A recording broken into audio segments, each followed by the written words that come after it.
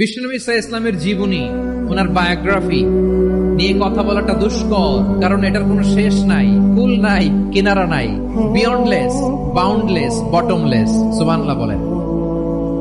কারণ তিনি তো এমন নবী যিনি হ্যাঁ বললে এটা শরীয়তে হালাল হয়ে যায়। নবীর মুখ দিয়ে যদি বের হয় হ্যাঁ, নাম, ইয়েস, তাহলে এটা হালাল। ঠিক কিনা বলেন? এ নবীর মুখ দিয়ে যদি না বের হয় যে না, নো, তাহলে এটা শরীয়তে হারাম হয়ে যায়। কেমন নবী আমরা পেয়েছি, যিনি হ্যাঁ বললে হালাল, না বললে হারাম, যিনি সাব্বাবা, এই আঙ্গুলি উপরের দিকে উঁচু করলে চাঁদ ভেঙে দুই টুকরা হয়ে যায়, যে নবী জমিন থেকে পা উঁচু করলে আল্লাহর আরশে মেরাজে চলে যায়।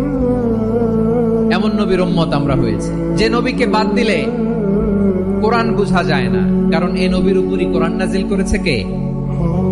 এই নবীকে বাদ দিলে হাদিস বোঝা যায় না, কারণ হাদিস তো এই নবীর মুখ নিঃসৃত পবিত্র বাণী। সুবহানাল্লাহ পড়েন।